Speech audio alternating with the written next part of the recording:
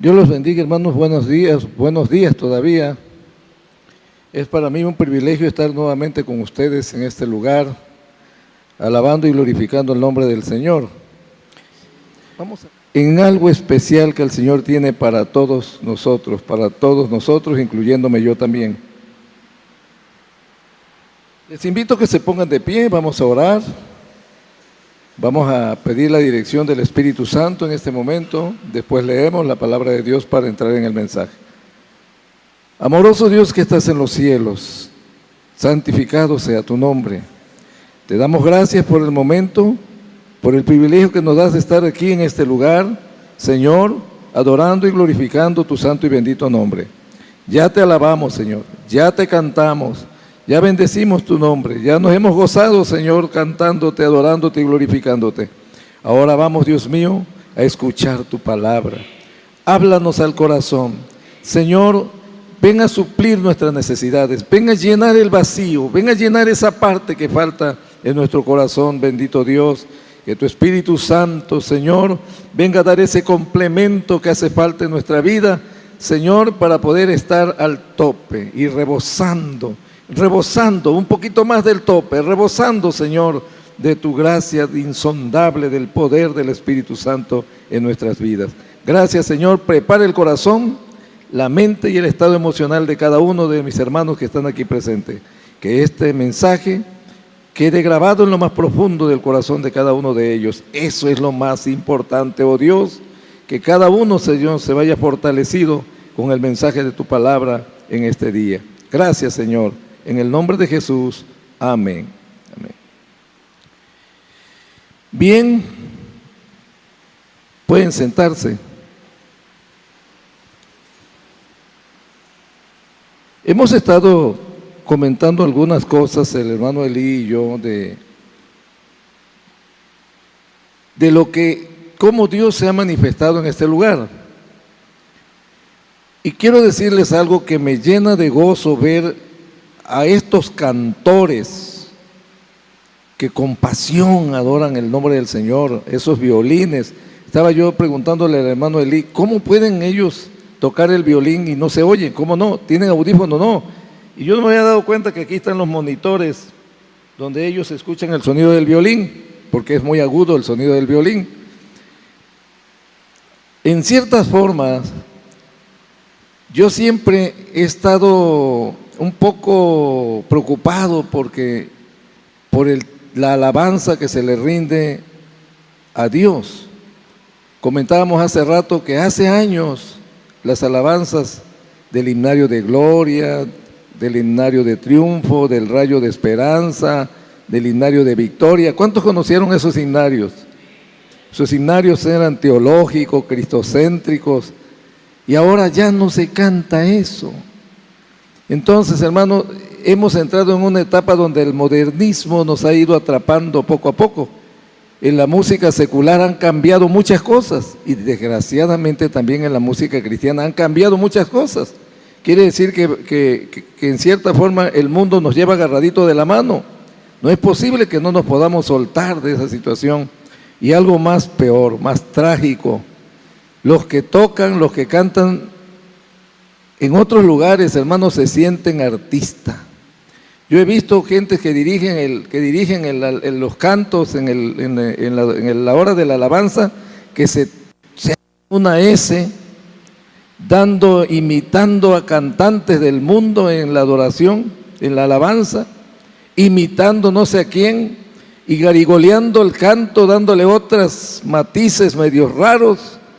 Hermano, yo no creo que Dios se agrade de esa situación. En cambio, aquí escucho la música de verdaderos adoradores, y qué bueno que existe ese espíritu de adoración, porque es que el poder de Dios se manifiesta en la alabanza.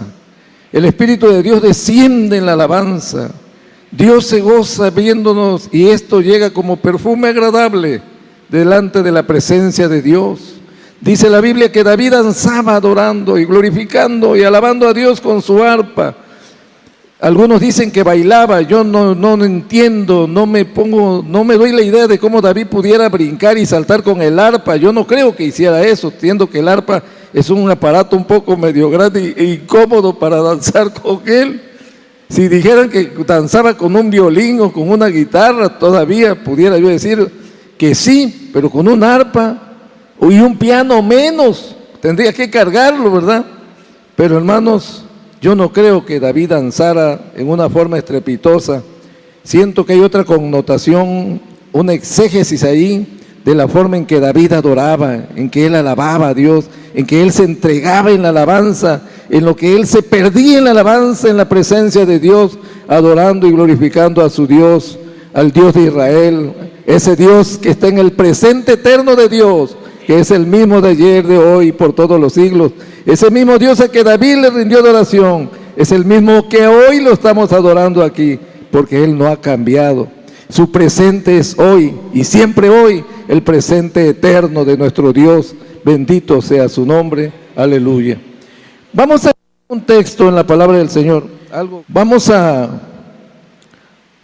buscar en el Evangelio según San Marcos.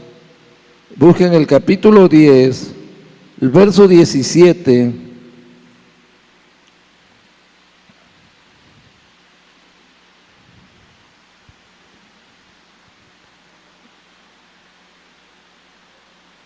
Vamos a leer el verso 17 al 22. De pie y en reverencia a la palabra del Señor, vamos a leer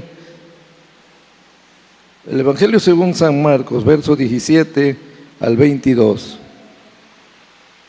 Voy a leer en voz alta, ustedes me siguen con la vista, y la palabra del Señor dice así: al salir él, el Señor Jesús, para seguir su camino, vino uno corriendo e hincando la rodilla delante de él, le preguntó: Maestro bueno, ¿qué haré para heredar la vida eterna? Y Jesús le dijo: ¿por qué me llamas bueno? Ninguno hay bueno, solo uno, Dios. Los mandamientos sabes: no adulteres, no mates, no hurtes, no digas falso testimonio, no defraudes, honra a tu padre y a tu madre.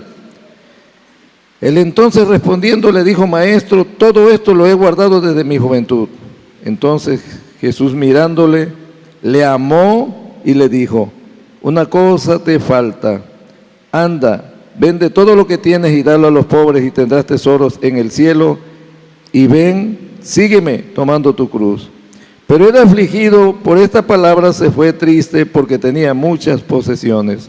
Pueden sentarse, hermanos. Y quiero decirles que en nuestros tiempos vivimos en una época del dinamismo científico e intelectual, pero lamentablemente en un retroceso espiritual.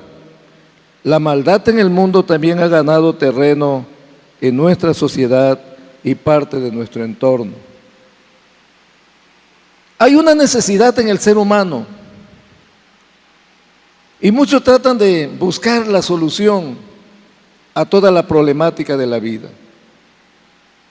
Unos van y vienen queriendo encontrar soluciones y lo buscan en diferentes áreas, en diferentes etapas del entorno en el que viven. Pero les voy a decir algo: de acuerdo a la necesidad del hombre y de la mujer, buscan alternativas de solución. Y esas alternativas, muchos han caído en el error de consultar gentes como brujos, hechiceros, porque ya han ido con los médicos, ya han ido con diferentes tipos de especialistas, y cuando no encuentran un resultado positivo van y buscan con brujos, con hechiceros, con gentes que dominan ciertas cosas en el mundo y tratando de encontrar una solución sin darse cuenta que están empeorando su situación. Para todo hay una alternativa en la vida común, en la vida secular. En la vida profesional hay alternativas, las leyes, los códigos, las especialidades. En la vida religiosa, pues hay personas que viven una vida religiosa sujeta a ciertas disciplinas, y hay muchísimas disciplinas religiosas que tratan de resolver la problemática de la vida del ser humano, pero sin ningún resultado positivo. Y de esa forma han crecido diferentes tipos de ideologías, de acuerdo a la necesidad del hombre, de acuerdo a la necesidad del ser humano. Pero en esta tarde, mañana tarde, voy a hablar de la necesidad de un hombre que en cierta forma había oído hablar de Jesús, había oído hablar de sus milagros, había oído hablar de todo lo que hacía, donde andaba, donde se paseaba, donde estaba con sus discípulos, donde se encontraba con alguien que con la vida problemática que había en aquel entonces, las necesidades de las personas de aquel entonces. Dice la Biblia que mucha gente lo seguía, porque sanaba enfermos, liberaba de demonios a las gentes, y esto llamaba la atención. Y este hombre sintió el deseo de ir con Jesús, sintió necesidad de ir con él. Había algo en su vida que no llenaba el tope de todas sus necesidades. Un hombre que tenía riquezas, un hombre que tenía dinero, un hombre que lo tenía todo. Y aquí hay un detalle que quiero hablar. Hay gente que es muy rica, hay gente que tiene muchas posesiones, hay gente que tiene muchísimo dinero, pero ni todo el dinero que tienen en su haber ha sido suficiente para poder resolver el problema, el vacío que hay en el corazón del ser humano. Porque siempre va a haber un vacío que no lo llena el dinero, un vacío que no lo llena el conocimiento, un vacío que no lo llena la profesión, un vacío que no lo llena el poder político, el poder social, el dominio sobre la sociedad, no llena ese vacío. Entonces, este hombre tenía ese problema. Fíjense que los evangelios sinópticos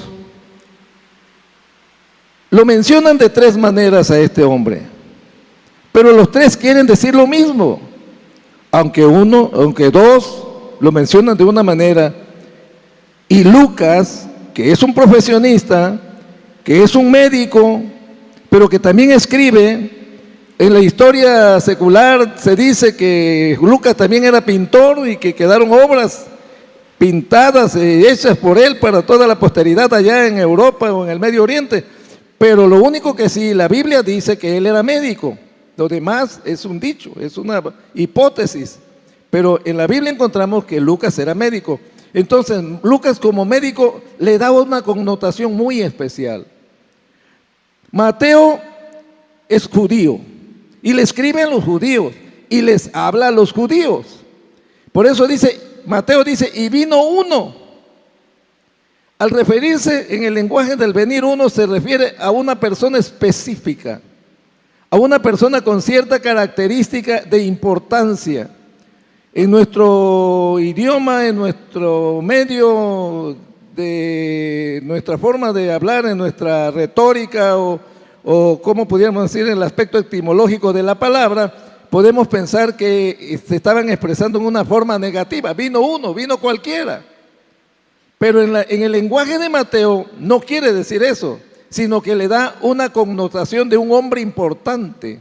Vino uno especial, uno principal. Marcos también, Marcos era un judío romano y él escribe a los romanos. Mucha gente dice, ¿por qué los evangelios se contradicen o no dicen lo mismo? Perdón, la realidad es que cada evangelio, cada característica de la persona va de acuerdo a la cultura a la que pertenece. Los judíos, Mateo le escribe a los judíos, como judío ellos conocen perfectamente el lenguaje de Mateo. Ahora bien, en el aspecto de los romanos, como los romanos estaban también relacionados con los judíos, también conocían ese mismo aspecto. Me la abre, por favor, hermano. Entonces, vemos ahí, hermanos, que el lenguaje también es algo similar. Lo vamos a poner por aquí porque me lo puede tirar el aire. Aquí lo manejamos. Gracias, hermano. Entonces, si Mateo y Marcos le dan la misma connotación, Lucas habla más claro. Porque Lucas le habla a los griegos, le habla a los gentiles, le habla a gente que no se relaciona en el modo de hablar o con la cultura helenística y todos esos aspectos que los judíos estaban inmersos, pero no hablaban de la misma forma que ellos. Había una diferencia en cultura, en forma de hablar, en forma de conducirse. entre los griegos, entre los romanos y los judíos. Por eso, el Espíritu Santo, que es el que inspiró a estos hombres que escribieron, le dieron a cada quien su característica para el mejor entendimiento de lo que ellos quisieron expresar en ese momento. Entonces dice que vino uno corriendo, dice Mateo, y Marcos también dice lo mismo, vino uno corriendo, uno corriendo, un hombre especial, un hombre con ciertas características, uno que tiene una especialidad. La Biblia dice un joven rico, Lucas dice vino un hombre principal, y principal se refiere que pudo haber sido un rabino, pudo haber sido un miembro del Sanedrín, que eran personas con ciertas características especiales, de liderazgo, de capacidades, dentro de un aspecto religioso. Pero ambos evangelistas le dan la distinción que se merece el individuo. Entonces dice que vino corriendo. ¿Qué quiere decir que vino corriendo? Vino corriendo por una razón. Eran hombres muy especiales, orgullosos, vanidosos, porque se creían especialistas. ¿En qué? En la ley. Hombres que se encargaban de enseñar todo lo relacionado con la ley al pueblo. Hagan de cuenta, un ministro, un pastor, pero de los judíos, de la ley. Un hombre principal, orgulloso. ¿Cómo voy a ir a consultar a alguien? Se sentía superior a Jesús. Que la gente me vea, que yo siendo un rabino, que yo siendo un miembro del Sanedrín, vean que voy a consultar a un hombre que anda entre las multitudes.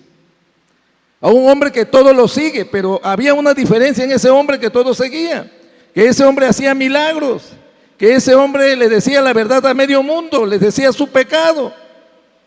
Un hombre con una capacidad enorme de sanar, de resucitar muertos. No era un hombre cualquiera, era más principal que el principal que venía al encuentro con él. Pero eso no lo entendían ellos y tampoco querían relacionarlo con la vida y en la forma de vivir de ellos, porque se creían expertos. Y vemos a Nicodemo. Nicodemo era un rabino, era un hombre experto en la ley, era un doctor de la ley. Él no vino de día, él vino de noche a consultar a Jesús. Aquí vemos que aunque ellos eran importantes, aunque ellos eran hombres de cierta característica dentro del aspecto religioso, sentían una gran necesidad. Oían hablar de la sabiduría que tenía Jesús. Oían hablar de que sí era el Hijo de Dios. Ellos estaban conscientes que Él era el Mesías. Ellos estaban conscientes que Él era el Hijo de Dios. Y que ellos tenían esa necesidad de Él. Había en el corazón un vacío que querían llenar, pero no encontraban la forma como llenarlo. Y Nicodemo vino de noche, que no lo viera nadie, escondiéndose de la gente que ellos enseñaban, que ellos lideraban, para que la gente no los criticara. Muchas veces nosotros tenemos miedo que nos vean que venimos a la iglesia. Muchas veces nosotros tenemos miedo que nos vean con una Biblia debajo del brazo. Muchas veces nos cuidamos de que la gente no sepa que somos religiosos, que somos cristianos, que venimos a adorar a Jesús, porque nos da pena que nos digan aleluya. Nos da pena que nos digan, miren, ese es un cristiano. Entonces, los complejos de la religión es un problema en la vida del creyente a veces.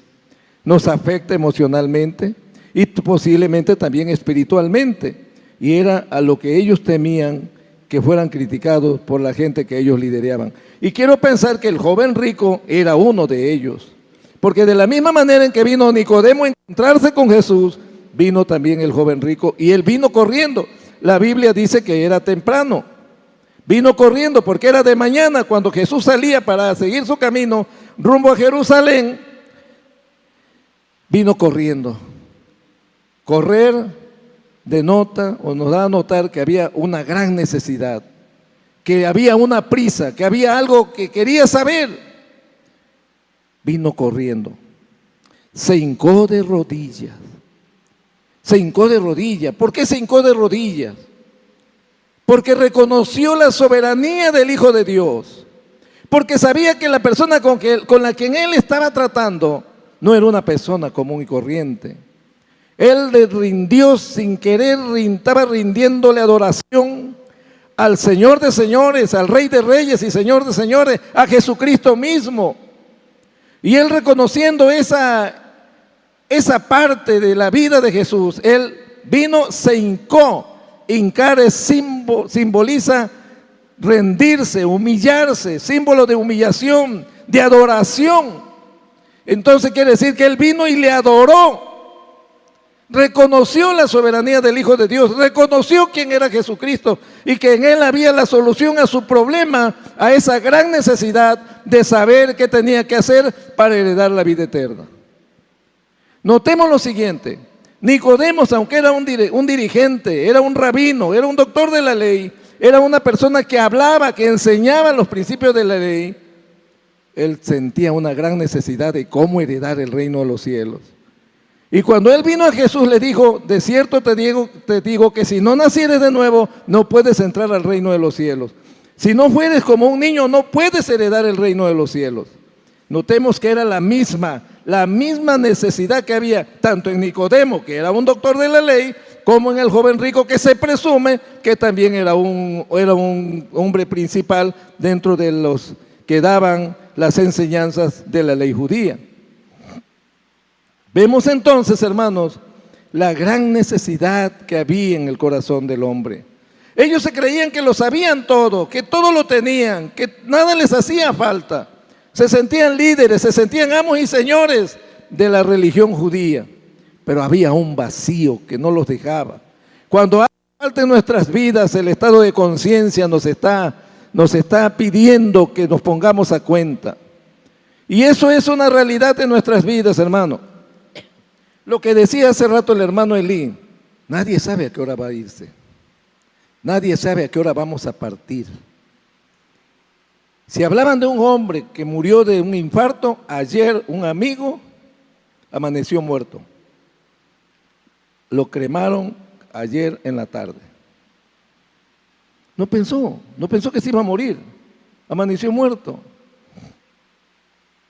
Una de las cosas que están de moda en estos momentos son las muertes por infarto agudo al miocardio, los problemas de diabetes, el cáncer.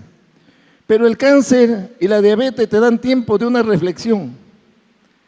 Te dan tiempo de poder ponerte a cuenta con Dios, porque no te mueres instantáneamente. Te vas yendo lentamente, pero lo que no te da tiempo es un infarto. Mi cuñado, estuve platicando con él a las 11 de la noche hace como 8 meses, o un año exactamente. No supimos a qué hora se murió. La cuestión es que lo encontramos muerto a las 6 de la mañana. Un infarto. Entonces, hermanos, vemos que ese vacío que hay en nuestro corazón, eso que hace falta en nuestra vida, hay que solucionarlo.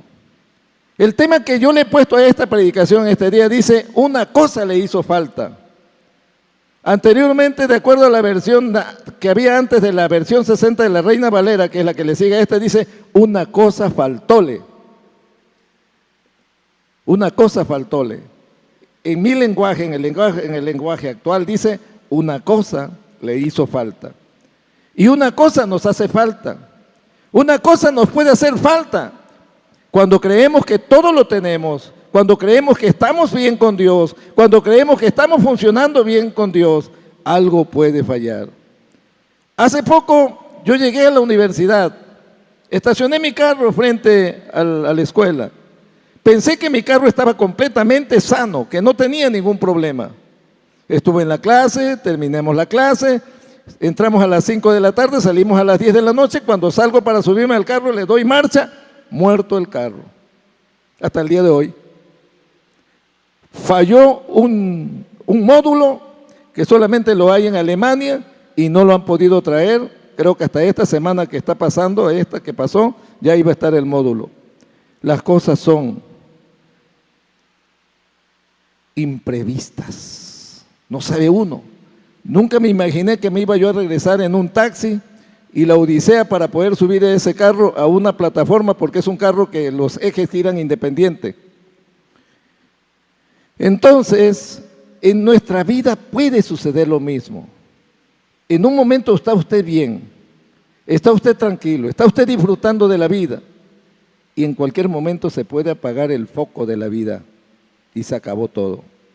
Mi pregunta es, ese vacío que hay en su vida, ¿está preparado? ¿Lo tiene listo? ¿Tiene al día su corazón? ¿Tiene al día su vida? ¿O tiene todavía esa idea de que lo va a llenar en cualquier momento? Este hombre oyó hablar de Jesús, vino corriendo con él y le dijo, maestro bueno. Estaba reconociendo quién era el Hijo de Dios y dijo, ¿por qué me llamas bueno?, le dijo Jesús. El único bueno es Dios. Y le dice, maestro, ¿qué debo hacer para heredar la vida eterna? ¿Cuál fue la interrogante de Nicodemos? Rabí, que se traduce a lo mismo. ¿Qué debo hacer para heredar el reino de los cielos? ¿Qué debo hacer para ser salvo? ¿Qué debo hacer para vivir la vida eterna? Fíjense ustedes que a pesar de que ellos conocían la Torá, que es la Biblia de los judíos, que es el Pentateuco, que es el Antiguo Testamento de nuestra Biblia, ellos conocían perfectamente bien cada página de la Torá. Vivían todos los días enseñando la Torá. Pero ellos tenían un vacío. En ellos había una gran necesidad de cómo heredar la vida eterna. Una necesidad de salvación, una necesidad de perdón, una necesidad de reconciliación con Dios. El Espíritu de Dios siempre va a estar ahí. Alguien decía, en el mundo el Espíritu Santo está en la vida del pecador. En el mundo sí, el Espíritu Santo está en la vida del pecador. Lo está redarguyendo constantemente. Le está diciendo que necesita de salvación, que necesita de un Dios, que necesita de un perdón. Le está diciendo que las tradiciones religiosas no lo van a salvar. Le está diciendo que sus costumbres religiosas no lo van a llevar a la eternidad. Sí lo van a llevar a la eternidad, pero al infierno, a la perdición eterna, porque la Biblia dice que la paga del pecado es la muerte. Y dice, y por cuanto todos pecaron, están destituidos de la gloria de Dios. ¿Pero qué? La dádiva de Dios, la gracia de Dios, sí es vida eterna en Cristo Jesús, Señor nuestro. Entonces vemos, hermanos, que este hombre todo lo tenía. El Señor Jesucristo le dijo, bueno, hay una forma en que puedes heredar la vida eterna. Los mandamientos, ¿sabes? Y yo creo que todos nosotros, hoy aquí no sabemos todos los mandamientos. Yo creo que todos nos hemos aprendido los 10 mandamientos. En la iglesia católica, cuando yo iba a hacer la primera comunión, fue lo primero que me enseñaron los 10 mandamientos, pero a la forma de la iglesia católica. Porque yo iba a ser sacerdote y era uno de los requisitos preponderantes que yo cumpliera con toda la comunión de la iglesia, que yo conociera perfectamente bien todos los principios. Y ahí me veían con el catecismo, aprendiéndome todos los principios espirituales, religiosos y morales de la iglesia. Entonces quiere decir que un sacerdote se sabe todos esos aspectos, pero hay algo que hace falta en su vida. Podrá conocer todo el aspecto religioso, toda la estructura religiosa, toda la norma que conduce a la enseñanza de una iglesia con determinadas características, pero no todas, porque hace falta lo principal, el perdón de los pecados, que solamente lo tenemos por medio de Jesucristo, el Hijo de Dios, que dio su vida en la cruz del Calvario para salvarlo a usted, para salvarme a mí, para salvar al mundo. Él dijo, alguien me decía ayer que el corazón de la Biblia es Juan 3:16, y yo lo creo porque ¿quién no se sabe Juan 3:16? Porque de tal manera amó Dios al mundo que ha dado a su Hijo unigénito, para que todo aquel que en Él cree no se pierda, mas tenga vida eterna. Entonces, ¿por qué no creen en el Hijo de Dios? ¿Por qué no lo aceptan en su corazón? Porque incluso gente pecadora se lo sabe. Porque de una u otra manera lo han oído. Ahora es famoso Juan 3:16. Todo el mundo se lo sabe, hasta en la iglesia católica lo saben. Hermanos, quiero decirles que la palabra de Dios es palabra de Dios para todos. Porque no existen Biblias con características religiosas. Muchos decimos la Biblia católica. No existe Biblia católica. Es la Biblia que tenemos como norma de fe y de conducta y es la misma. La Biblia que usan los católicos es la versión de los 70, que tiene 7 libros más que se le llaman libros históricos. Pero es la misma Biblia que tenemos aquí. La Biblia Nácar Colunga, Torres Amat, Biblia de Jerusalén, Reina Valera, es la misma. Palabra más, palabra menos en el aspecto en que fueron traducidas, pero dice lo mismo. En la exégesis saca uno el mismo resultado. En todas las Biblias Dios nos habla y nos dice que necesitamos el perdón, que necesitamos ser lavados y redimidos con la sangre de Cristo, que necesitamos aceptarle como nuestro Salvador y Señor para poder heredar el reino de los cielos. La misma Biblia de Nácar Colunga, Jerusalén y Torre Gamad, versión de los 60, Reina Valera, dice que en ningún otro hay salvación, porque no hay otro nombre dado a los hombres en que podamos ser salvos, solo en Jesucristo, el Hijo de Dios, porque no hay otro mismo. Jesucristo dijo: yo soy el camino, la verdad y la vida. Nadie viene al Padre si no es por mí. Él dijo: yo soy la resurrección y la vida, y el que cree en mí, aunque esté muerto, vivirá, porque Él es la vida eterna. Bendito sea el nombre del Señor. Eso le hacía falta a este muchacho, a este joven, a este hombre. Le hacía falta conocer la verdadera forma, el verdadero concepto de heredar la vida eterna. Cuando el Señor le dijo que si conocía los mandamientos, él dijo: sí, sí los he guardado todos. Jesucristo le dijo, cuando Jesucristo le dice: no mates, no hurtes, no robes, y él dijo, cuando escuchó esto: ya lo tengo resuelto, ya la hice. Y les voy a decir, hay una cuestión que quiero mencionarles.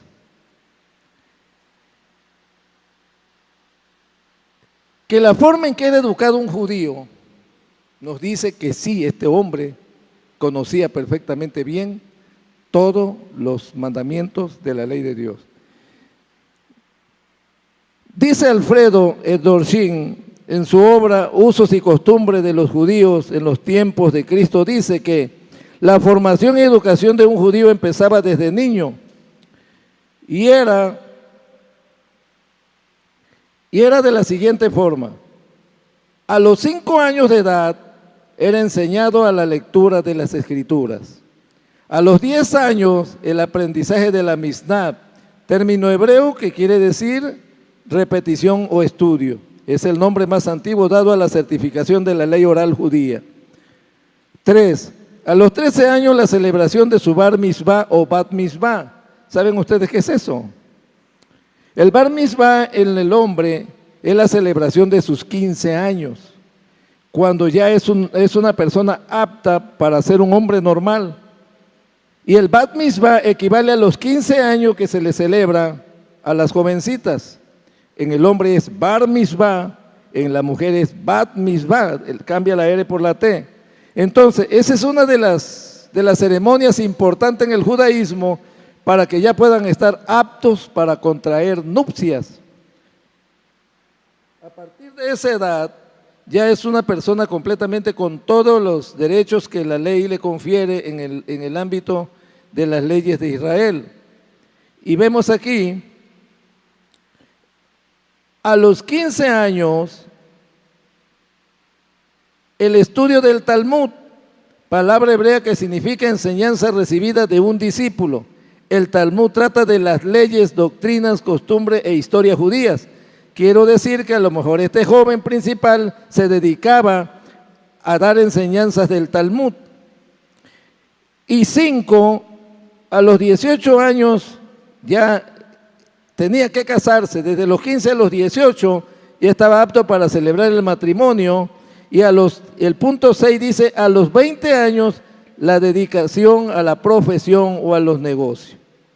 Vemos, todo esto era una costumbre dentro de la cultura judía. O sea, era imposible que este hombre que no conociera todo lo que el Señor Jesús le había dicho. ¿Ok? ¿Fuiste educado de esta manera? Dijo él: todo esto lo he hecho desde mi juventud. Dijo una gran verdad, porque él había sido educado bajo estos principios. Pero aquí viene lo más relevante de esta historia. Dice la Biblia que el Señor Jesús le dijo: bien, estoy de acuerdo contigo, todo lo has hecho, dice la Biblia que el Señor Jesús lo miró fijamente y lo amó. Yo me imagino ese diálogo, ese momento en que el Señor Jesucristo estaba con él. Hace rato que el hermano, el pastor Elí me decía de cuando el hermano Abraham platicaba con el hermano Miguel Blanco, se veía que le estaba diciendo algo y el hermano Miguel con el rostro inclinado escuchaba las palabras del hermano Abraham. Abraham Hernández fue uno de los líderes del concilio y Miguel es el pastor. ¿Conocen ustedes el centro Maranata? La iglesia Maranata, que es el centro de convención de Maranata, es el doctor Miguel Blanco, el pastor de ese centro de adoración. Y me imagino que Jesucristo, ese diálogo también con este joven, lo estaba mirando fijamente de pies a cabeza, estudiando su perfil, ese perfil que muchas veces nos identifica, que nos da identidad, que nos dice quién somos, cómo nos comportamos, cómo es nuestro carácter, cómo es nuestra forma de ser. Somos alegres, somos iracundos, somos tranquilos, somos amables, somos educados, no lo somos groseros, no lo somos. Ese perfil el Señor Jesucristo lo estaba escaneando de pies a cabeza. Ok. La Biblia no dice cómo se llamaba este hombre, pero pienso que tenía un nombre. La Biblia dice que era un joven. Un joven, pienso que era un hombre como de unos 40 años, porque ya había pasado todas esas etapas de enseñanza dentro de la cultura judía. Y son más, yo nada más menciono 6, pero hay más, son 12 en total, porque menciona hasta la ancianidad. Entonces, y él también me imagino que observaba a Jesús como diciendo, ¿qué me irá a decir el maestro? Cuando le dijo, bien, estoy de acuerdo contigo, todo lo has hecho. Pero una cosa te falta. Y aquí está lo importante del mensaje de esta mañana. Una cosa te falta, mi amigo, le dijo el Señor. De todo lo que tienes, ve y vende todo lo que tienes y dalo a los pobres. Después de que lo hayas vendido, que hayas terminado con todo, que se lo hayas repartido realmente a los que te necesitan, a los que necesitan de ti, como buen judío que eres, dice un comentario que no viene en la Biblia, pero que viene en los comentarios de exegéticos, dice que, tus hermanos, hijos de Abraham, se están muriendo de hambre, ellos necesitan de ti, ve y dales de comer. De lo que tienes, llévales. Ellos necesitan que les des de comer, que ve a satisfacer sus necesidades. Vende todo lo que tienes, dáselo a ellos. Y luego ven y sígueme. Toma tu cruz y sígueme. Aquí hay algo que quiero decirles. Tal vez el Señor Jesucristo no le dijo que se quitara todas las riquezas. Tal vez pudiera tener en el fondo una exégesis un poquito diferente a la verdadera intención del Señor y el verdadero tiempo en que estaba escrita, en que se escribió en estos términos, y habría que ver lo que dice la versión original en el griego, traducida al español, pero pudiera ser que le dice que se quitara todas esas fantasías, esa forma de vivir irónica que tenía, que esas inquietudes se las podía resolver, pero que tenía que deshacerse de algo que lo estaba estorbando, que no le permitía avanzar en sus propósitos de vivir una vida eterna, porque él, como fariseo que era, creía en la resurrección, creía en la vida del más allá, estaba seguro que se necesitaba vivir una vida eterna, pero no seguro que se necesitaba para poderla heredar. Entonces, él sabía que Cristo sí tenía la solución para él. Él sabía que el Señor Jesucristo sí le iba a decir cuál era la verdadera razón que tenía que hacer para poder heredar el reino de los cielos. Y la estaba encontrando. Jesucristo le estaba diciendo la verdadera forma de heredar el reino de los cielos. Ve y vende todo lo que tienes. Quítate ese estorbo. Quítate eso que te está afectando. Eso que está dañando tu integridad espiritual. Eso que te está afectando emocionalmente. Cuando yo era niño, siempre que me acostaba, me hablaban de que iba a venir un fin del mundo. Y como mi papá era muy católico, decía que en Roma se solucionaban los problemas. Y esa fantasía que había en mi mente, decía yo, cuando yo sea más grande, voy a buscar la forma de irme a Roma, porque allá no se va a acabar el mundo. Eso en mi mente infantil, en mi razonamiento infantil, eso era lo que había en mi persona. Pero había una inquietud, a un niño había una necesidad en mi vida que me daba miedo pensar que un día se iba a acabar el mundo.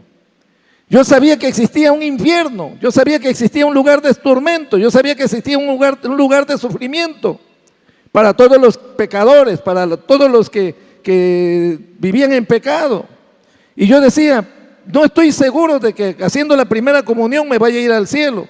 No estoy seguro que siendo sacerdote pudiera yo escapar de esto. Había una necesidad en mí.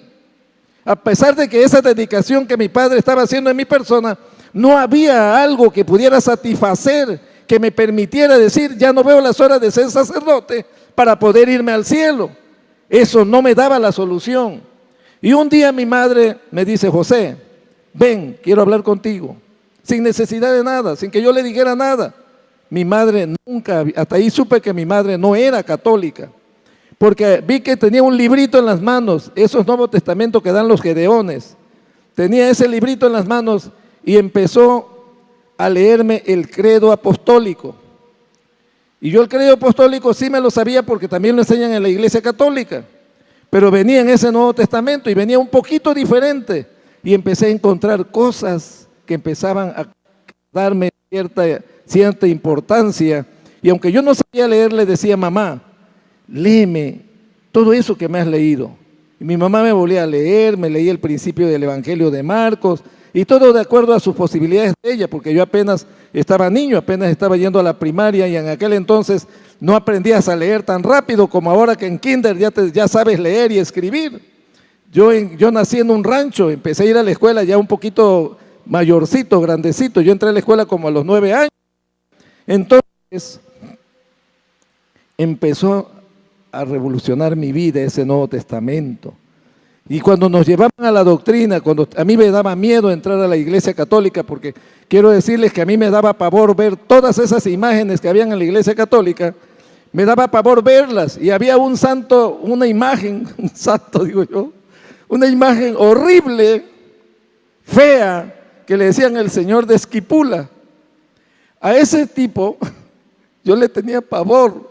Cuando iba con mis padres a la iglesia y me dejaban solo, yo buscaba la forma de esconderme porque pensaba que me estaba viendo. Lo que es el diablo, ¿verdad? Se manifiesta en esas cosas y me daba pavor. Y yo decía, pero ¿por qué me va a dar miedo? Si fuera de Dios no me daría miedo. Pero todo eso yo lo rechazaba desde niño, había un rechazo hacia todas esas cosas. Pero fue creando en mí esa necesidad. Y cuando yo acepté a Cristo como mi Salvador, cuando el Señor Jesús entró a mi vida, cuando transformó mi vida, cambió radicalmente toda esa situación en mi vida. Mi vida cambió, mis desesperanzas se terminaron. Dejé de pensar en las noches toda esa situación que me atormentaba. Hermanos, solamente así pude lograr mi paz en mi corazón cuando el Señor transformó mi vida y me salvó y me redimió y cambió mi situación. Y desde entonces le dije a mi papá, yo no quiero ser cura, no quiero ser sacerdote. Y mi papá se me quedó mirando y no dijo nada. Y me dice mi mamá, no le digas eso a tu papá, no le vuelvas a decir eso. Y un día mi papá fue alcanzado por la gracia de Dios. Y cuando él vi que llegó con una escritura, y me pesa porque mi papá fue a un problema, a un duelo. En ese rancho habían muchas personas que se disputaban la vida, enfrentándose unos con otros. Y mi papá había ido a enfrentar a un tipo, porque él era autoridad en ese lugar. Y cuando mi papá estaba esperando al individuo, llegó un hombre con una Biblia y le dijo, ¿a quién espera usted? Y se le quedó mirando mi papá, porque hoy Dios, hoy el Señor tiene esto para usted. Y le entregó una Biblia, y ahí mi papá conoció el Evangelio. Cuando mi padre llegó, me acuerdo, como a las 4 de la tarde a casa, llegó con la Biblia y sacó mi papá el arma y le dijo a mi mamá, esto no lo quiero volver a ver jamás en mi vida. Ve qué haces con eso. Esto es ahora lo que yo voy a hacer. Hermanos, mi papá a partir de ahí conoció a Cristo. En ese lugar se construyó una iglesia pentecostés de las Asambleas de Dios por mi padre, que le habló a mis tíos y a toda la familia, y toda la familia vino al conocimiento del Evangelio, excepto 2 hermanos que no quisieron. Pero todos de ellos, uno es ministro, mis 2 hermanas son ministros, y uno ya partió con el Señor, el más chico. Hermanos, para la gloria de Dios, hoy estoy sirviéndole al Señor, bendito sea su santo nombre. Vino el Señor Jesús a nuestras vidas, llenó ese vacío que este hombre no pudo llenar, porque el Señor Jesucristo, cuando le dijo que vendiera todo lo que tenía, le dio la espalda y se fue, triste, desilusionado, porque no pudo resolver su problema. La quiso fácil, la quiso sencilla, pero no pudo lograr. Y el Señor Jesús dijo: muy difícil que un rico pueda entrar, heredar el reino de los cielos. Es más fácil que un camello pase por el ojo de una aguja que un rico en entrar al reino de los cielos. Entonces, hermanos, vemos aquí el grado de dificultad cuando el hombre tiene entronizado su corazón en las cosas materiales, en las cosas de la vida, en las cosas terrenales, en las cosas superficiales de la vida, en los negocios del mundo, en los negocios que este mundo ofrece. Todo va camino a la perdición eterna. Nicodemos razonó. Nicodemos, él sí razonó y pensó y cuestionó al maestro y llegó a concretar la solución de su problema, y fue uno de los que secretamente siguió a Jesús hasta el último día de su muerte. Nicodemo fue uno de los que estuvo ahí con José de Arimatea al pendiente de la ejecución y muerte de nuestro Señor Jesucristo. Pero este hombre razonó. Heredar el reino de los cielos se necesita ser como un niño limpio completamente de nuestra vida, de la vida, una vida de santidad en su totalidad. Todos en la vida tenemos una necesidad de algo. La mujer cananea tenía una gran necesidad en su vida. Tenía una hija atormentada por un demonio. Ella oyó hablar de Jesús, oyó hablar de que el Señor Jesucristo hacía milagros, que el Señor Jesucristo sanaba, y ella fue en busca de Él. Ella no era judía, era gentil, era cananea, era de Sirofeniza, era de Ciro, de esos lugares de Tiro y de Sidón, de las regiones de Canaán, de Galilea. Entonces ella fue al encuentro con Jesús y le dijo: Señor, hijo de David, ten misericordia de mí, mi hija es gravemente atormentada por un demonio. Y ella estuvo gritando, ella estuvo luchando, y le dijeron los discípulos: Maestro, ya despide a esta mujer, ya nos tiene harto, ya nos aburrió con sus gritos. Y le dijo el Señor Jesús: no he venido yo para dar el pan de la mesa de los señores a los perrillos. Los perrillos era la expresión de un judío hacia los gentiles, despreciativo. Entonces, ¿pero qué dijo la mujer? Ella no se avergonzó, ella no dijo: me está insultando, me está humillando, yo no voy a seguir buscando esto. No, ¿qué le dice? Señor, pero aún los perrillos tienen necesidad de las migajas, ellos comen de las migajas de la mesa de sus señores. Dijo el Señor Jesús: oh mujer, grande es tu fe, se ha hecho como tú quieres. Hermanos, vemos cómo el amor de Dios es manifestado a través de los tiempos en la vida del hombre. Él ha venido para salvar lo que se había perdido.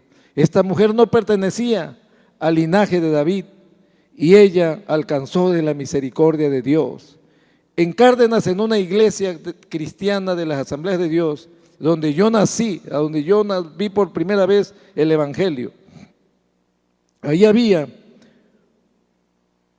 una iglesia donde en aquellas épocas había milagros, no quiero decir que no haya santidad, si hay santidad en estos tiempos, se pueden ver milagros todavía, porque el Señor es el mismo de ayer, hoy y de todos los siglos. Pero en ese momento esta señora le habían determinado un cáncer ya en fase terminal, con 6 meses de vida. La señora llegó a la iglesia agarrándose de las bancas. Ella no conocía a Cristo. Ella no era evangélica, ella no era nada. Y resulta que entró agarrándose de las bancas porque caminaba con mucho problema y llegó hasta el altar, cayó de rodillas y gritó: Dios, yo he oído que tú aquí sanas. Yo he oído que tú aquí haces milagros. Yo he oído, Señor, que tú aquí has sanado a muchas personas. Y hoy he venido para que me sanes a mí. Hoy he venido para que me limpies de esta enfermedad inmunda que me atormenta. Y no me levantaré de aquí, Señor, hasta que me sanes, hasta que sanes mi vida, hasta que me limpies de esta enfermedad que ya no aguanto, Señor. Hermanos, ante los ojos atónitos de todos los que estaban ahí, esta mujer se levantó sana y salva. Yo no la vi, mi madre y mis hermanas sí la vieron. Ellas estaban en ese momento ahí. Pero yo ¿cómo supe de esto? Porque no me lo dijo ni mi mamá ni mis hermanas.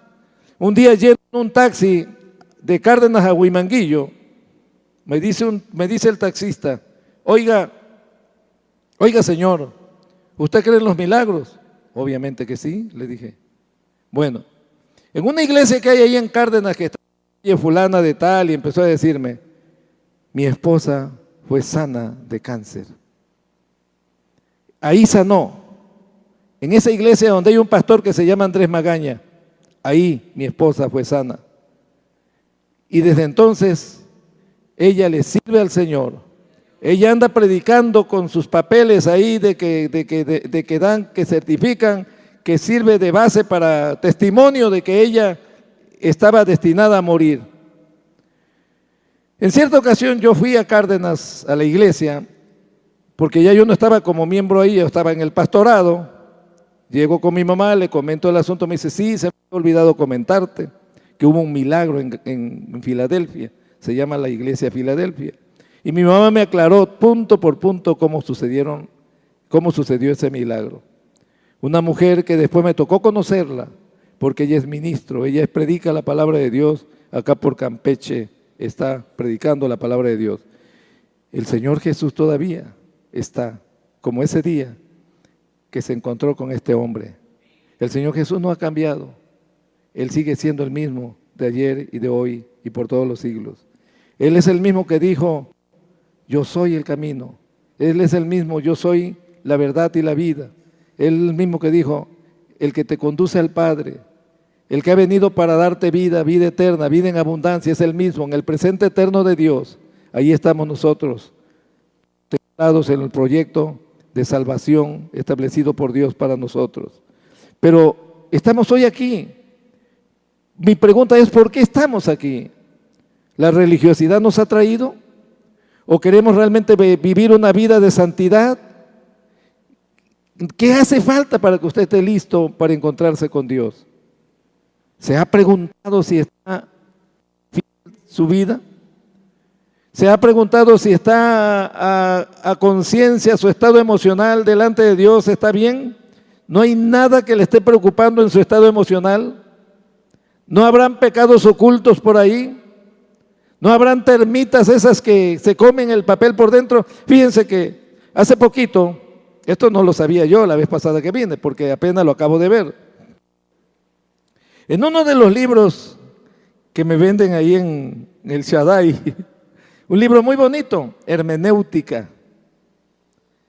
Ese libro ellos me lo surtieron para la universidad. Y llego con mi condiscípulo, que es el pastor Patricio, y me dice: hermano, ¿cómo ve mi libro de hermenéutica?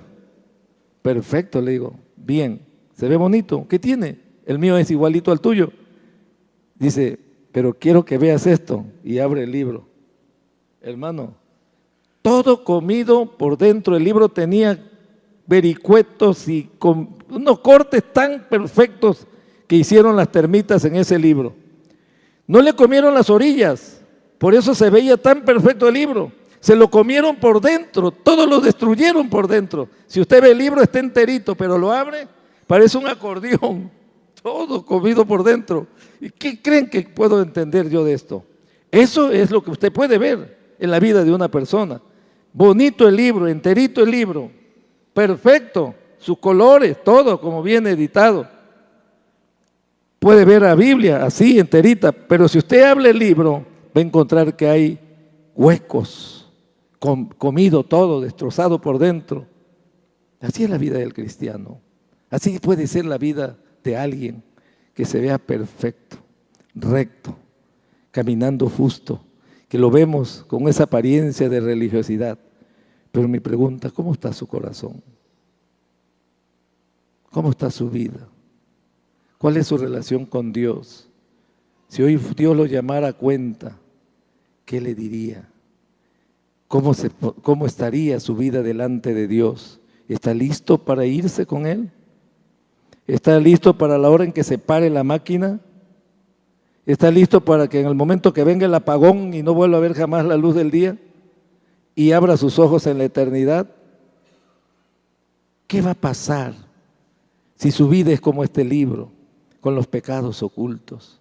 Porque eso es lo que hacen los pecados ocultos, destruyen la vida del ser humano, se lo van comiendo por dentro, lo van haciendo un miserable poco a poquito, hasta que llega completamente a colapsar y cae completamente y muere. Entonces, hermanos, haga un análisis de su vida, haga un análisis de su corazón. La religiosidad no lo lleva a nada. Este hombre era muy religioso. Este hombre era un hombre importante, era uno, dice Mateo. Marcos dice, era uno uno vino corriendo. Lucas dice, era un principal. ¿Era un qué? Era un religioso. Era un hombre principal, era un hombre importante. Todo parecía perfecto en su vida. Todo estaba de mil maravillas. Pero una cosa le hizo falta: ponerse a cuentas con Dios, entregarle su vida al Señor Jesucristo, quitarse de todas esas cosas que lo afectaban para heredar el reino de los cielos. Y mi pregunta es, ¿qué le está afectando a usted hoy para heredar el reino de los cielos? ¿Qué hay en su vida que no puede resolver? ¿Qué hay en su vida que puede impedirle entrar al reino de los cielos? Hoy es el día en que puede ponerse a cuenta con Dios. Hoy es el día en que puede decirle, Señor, perdóname. Hoy yo quiero saber qué debo hacer para entrar al reino de los cielos, y aquí tiene la respuesta. El Señor dice, ven a mí, hijo mío. Vengan a mí todos los que están cansados y cargados y trabajados, que yo os haré descansar, en palabras coloquiales propias. El Señor te dice, hoy es el día de salvación, mañana puede ser tarde. Hoy es el día en que tú tienes la oportunidad, porque mientras tengas ese razonamiento en plena lucidez, puedes decirle, Señor, te he fallado en esto, he pecado en esto, he hecho lo malo en esto, Señor, he mentido en esto, te he faltado en esto, pero yo sé que tú puedes perdonarme, porque el apóstol Juan dice en su primera epístola, dice, si alguno hubiere pecado, abogado tenemos para con Dios, Jesucristo el justo. Aquí no hay ninguna predestinación, aquí es una situación que es cierta, es completamente verdadera, es radical, totalmente cierto. Los pecados son borrados por la muerte expiatoria de nuestro Señor Jesucristo en la cruz del Calvario, porque Él dio su vida para salvarnos a todos de nuestros pecados. Él vino a dar su vida por usted y por mí.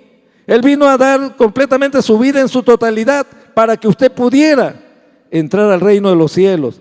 Fue el plan B de Dios cuando el hombre cayó, cuando el hombre fue destruido por Satanás.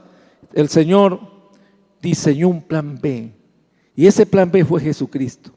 Y ese plan B fue el que vimos en la cruz del Calvario. Ese plan B es el que hoy tenemos la oportunidad todos de poder heredar el reino de los cielos. El plan B de todo el Antiguo Testamento en las figuras retóricas, ahora lo vemos personalizado en el Nuevo Testamento. Y Pablo dice, todo lo puedo en Cristo que me fortalece. Y todo lo que nosotros podemos lograr, lo lograremos por medio de ese sacrificio. Por medio de nuestro Señor Jesucristo, nosotros tenemos garantizada la vida eterna. Eso es todo lo que tenemos que hacer. Por mucho dinero que tenga, por muchas posesiones que tenga, por muy buena que sea su profesión, por muy importante político que usted sea, usted necesita algo. Y ese algo solamente lo puede encontrar en Jesucristo, el Hijo de Dios. No hay otra manera de hacerlo. No hay otro que pueda llevarnos al cielo. No hay otro. Aquellos hombres tuvieron la oportunidad de verlo personalmente, físicamente. Usted tiene la oportunidad de verlo por la fe.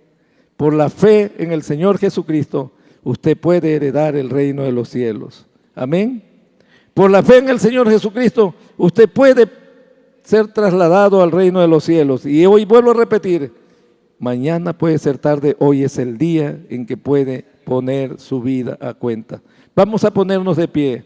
Vamos a decirle, Señor, yo quiero hacer un análisis de mi vida. ¿Qué me puede estar haciendo falta?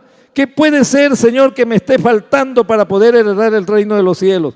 ¿Qué debo hacer, Señor? La respuesta está, venga y dígale, Señor, si en esto te he faltado, si en esto te he fallado, si he hecho lo malo delante de tus ojos, si he hecho lo malo delante de ti, Señor, te pido que me perdones y te prometo no volver a pecar jamás. Y en cualquier momento que por un pensamiento, Señor, por una mirada, por un deseo, yo puedo pecar, Señor, te pido que tengas misericordia de mí. No me dejes de tu mano, no te apartes de mí, porque yo quiero estar contigo en la eternidad, disfrutar de esos maravillosos momentos gloriosos, eternos, que tú has ido para que tú diste tu vida para llevarme a la eternidad. No fue a preparar ningún lugar, el lugar ya estaba preparado, el lugar ya estaba listo.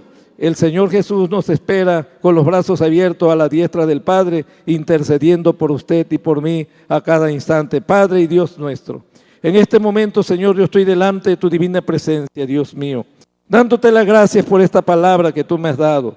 Te pido, Señor, que te manifiestes en tu pueblo. Te pido, Señor, que tú veas el corazón de cada uno de tus hijos. Señor, tú conoces el fondo de la vida de cada uno de tus hijos. Tú conoces, Señor, la vida de cada uno de tu pueblo.